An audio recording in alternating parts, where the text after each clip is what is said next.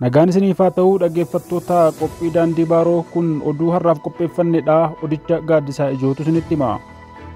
Lola amantaa fi sabaa kaasuuf sochii taasisaa kan jiran irratti tarkaanfiin fudhatamaa jira. Labsii qeessonnii fi dabtaroonni Habashaa warri olaantummaa saba tokkoo hawwanii fi gaaffii eenyummaa ukkaamsan labsan hordofee namoota uffata gaddaa uffachuudhaan jeequmsi sabaa fi amantii akka ka'u taasisaa jiran irratti qaamni nageenyaa Oromiyaa tarkaanfii fudhachaa jiraachuun beekameera.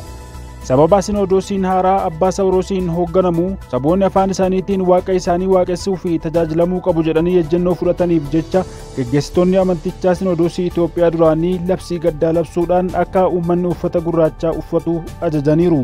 Haa ta'u malee gocha isaanii kana kan hin fudhanne Oromiyaan namoonni uffata gaddaa uffatan mana hojii mootummaa keessatti akka hin argamne taasisuu cinatti uummata keessaa funaanamanii akka hidhaman taasisaa jiru.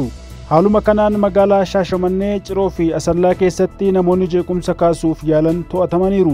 Mana amantaa Ortodoksii kan Shaashamannee jiru keessa meeshaa waraanaa leellistoota sirnaa tokkichummaan dhukaafameen guyyaa lama dura miidhaan qaqqabee ture. Oduma wal fakkaatuun waajjiraalee mootummaa federaalaa keessatti illee namni kamuu uffata gaddaa uffatee akka hin argamne dhorkaan kaa'ameera. Sinodoosiin Oromiyaa fi sabaaf sablammootaa Oromoo fi lammiilee Oromiyaa biratti deeggarsa olaanaa argachaa jiraachuun ni beekama.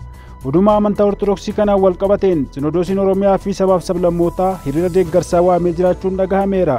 Dubbiimaan Sinodoosii Oromiyaa fi sabaaf sablammootaa Barsiisaa Haile Mikaa'el Taaddasee akka ibsanitti guraandhala 5 bara 2015 akka lakkoofsa Itoophiyaatti hiriirri deeggarsaa ni gaggeeffama. Hiriirichi dhaadannoo wangeelli qooqa hundaan uummata hundaa bira haa ga'u kan jedhuun kan gaggeeffamu yommuu ta'u, haalli fi adeemsi hiriirichaa dhawaataan kan ibsamaa deemu ta'uusaa dubbi himaan kun ibsaniiru. Faallaa kanaatiin sababa afaan keenyaan tajaajilamuu qabna jedhameef qeessonni Habashaa kanneen afaan tokko qofti akka jiraatu hawwan hiriira mormii fi labsii uffata gaddaa labsuu itti fufaniiru.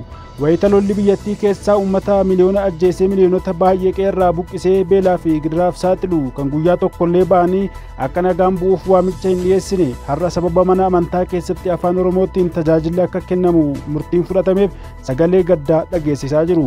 Qeessonni lolaa fi jeequmsaa waliinii babal'isuuf dhimma siyaasaa keessatti hirmaatanii saboota gidduutti madaa uumuuf qaamaan dirree lolaa irratti argaman har'as mana amantaa Ortodoksii keessa dhaabbatanii uummata afaan isaaniitiin wangeela barachuu fi waaqa waaqessuu fedhu irratti dhukaasa bananiiru. Boo'ichi qe'ee Habashaa seenee gaddisaa ulfaataadhaa jedhame.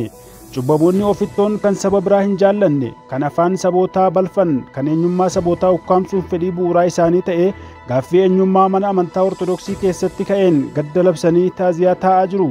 Olaantummaa siyaasaa fi dinagdee impaayera Itoophiyaa da'oo amantii jala dhokatanii qabatanii kan turan hafteen mootota Habashaa tibbana murtii fi tarkaanfii Sinodoosiin Oromiyaa fudhateen gaddanii hidda dhiigaa keenyatu citee jechuudhaan dhiiga bo'aa jiru.